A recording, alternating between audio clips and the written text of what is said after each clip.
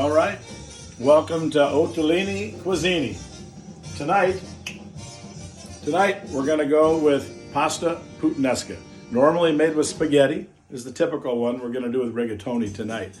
It's pasta Puttanesca, which really means the pasta of the whores, which really conceptualizes back in the bordello days of Italy when Puttanesca meant whore or prostitute. And this was the food that they would eat late at night. It was everything that they had in the kitchen. They'd come in very hungry after a hard night's work, and they'd ask the chef to make something, and he would throw everything together that he had. So it's a very classic, very simple dish that can actually be prepared and cooked while the pasta is cooking. And so the timing is almost perfect. But I went ahead and cooked the pasta a little bit early so we can prep the whole thing. So the concept is I've got the burner on pretty good right now. It's got it heated up pretty warm so you can put your oil in it. You can see the oil already starting to sizzle.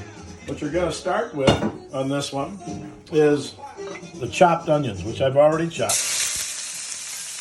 You got to watch yourself when the oil's hot. You're going to throw the onions in also with the anchovies. Some people might say, how in the world could you use that much anchovy? Anchovy is like the salt of Italy. It's salt with flavor. So the saltiness of the anchovy, and I don't drain them because the salt in there is fantastic. You turn your heat down a little bit. Once it goes down, so you're not burning your onions. You've got your anchovies in there. They're starting to caramelize. They're starting to disintegrate, so it goes into the sauce. Honest to God, even if you had anchovies in there and somebody hated anchovies, they wouldn't even know. If you like anchovies, you're going to taste them and love them. If you don't like anchovies, you're going to taste them and love them because it just gives the dish a backbone of that saltiness and something so much better than just salt. Now you'll notice the garlic. What I did is you peel your garlic and then you actually just smash it. Don't chop it up real fine. If you chop it up real fine, it's going to burn and it's going to get bitter. And you don't want that. So even now I'm trying to control the heat a little bit because the pan was so hot. And so I'm turning it down a little bit. So we've got onions, garlic, and anchovy. The garlic is just starting to caramelize a little bit. And then we're going to roll in. Now typically you might just use a tomato sauce. I'm going to use a little bit of both because I like the flavor and the texture of a tomato. Now, if you take these tomatoes, these are the best. You want to use grape, you want to use the small tomato, but you want to always cut it in half. I learned this from a Neapolitan guy one time where he said, you take the small tomato, you cut it in half, you put it in your dish. That's going to exude the flavor of the tomato and make it beautiful and not super tomato-y, but this great flavor and texture of the tomato. So you've got your onions going. They've browned nicely, which you want to brown them good. You want the full flavor out of the onion. You've got your tomatoes now that are cut in half. They're going to add that juice to the sauce. It'll slow down the cooking for a second. Accidentally got a couple of olives in there. And you've got your garlic. Your garlic's not cooking. You could literally cook your garlic and take it out if you wanted to because the flavor has been put in there. And you're not going to have this burnt garlic in the bottom of your pan.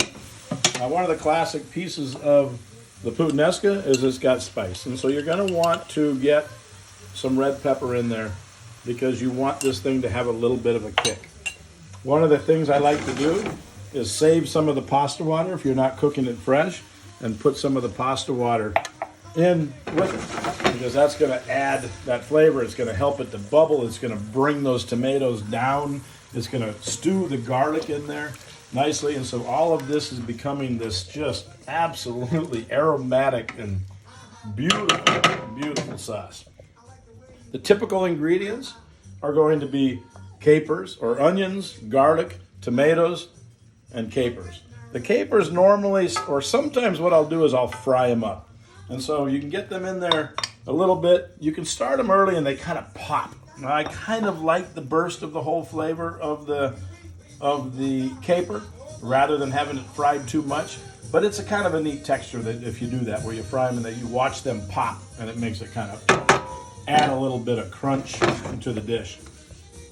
One thing about capers that you've got to realize is you get the capers in the jar. It's in a brine. I know some Italian ladies that say it's the most ridiculous thing in the world. You should always use capers that are packed in salt and then rinse them, get the salt off. That's the best caper.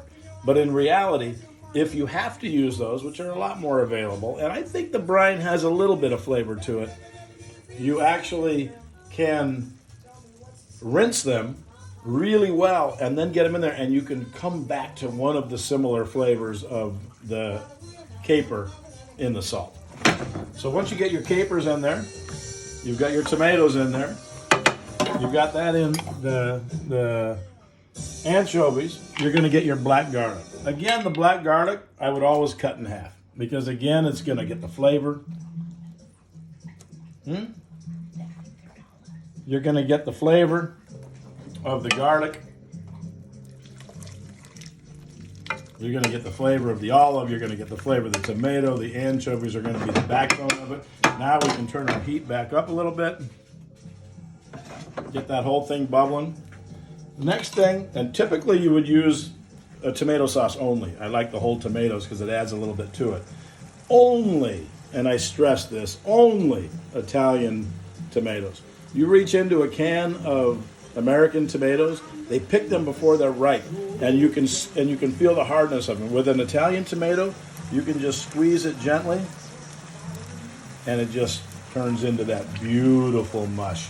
Turns into the sauce instantly just from squeezing it. Don't cut them. Don't put them in a blender. Don't put them in a food processor. Put them in this food processor. The best by far.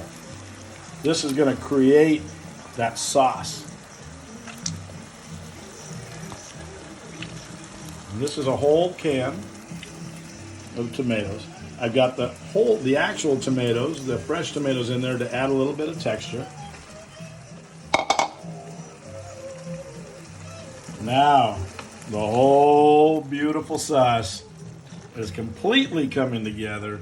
The anchovies you can smell, but it's the smell of the sea, and then it becomes just a smell of the pasta. Not even a seafoody anchovy type flavor, but some backbone that you can't figure out why it's so good. But I guarantee it's the anchovy that'll bring you back for more. Now we've got our garlic cooked. Everything is hot. The tomatoes are starting to release their juices. The other sauce of the tomatoes out of the can is starting to meld in with all these flavors, and the Puttanesca is completely coming together. So as you get this all together, I'm going to give you a quick hint on cooking your pasta. When you boil your pasta, have plenty of salt in it.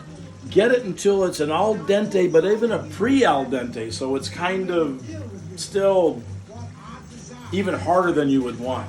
You throw that in your strainer, and then you pour some olive oil on it, a little bit more of the sea salt, and you toss that in there and let it go. Let it cool that way. Never rinse your pasta, because you rinse all the starch off of it, all the stuff that's going to make the sauce so beautiful and thick, and it won't be the same. This pasta has been cooked ultra al dente and just tossed with some olive oil and salt. Now you have your sauce that's bubbling. Now you're completely ready to marry the two together.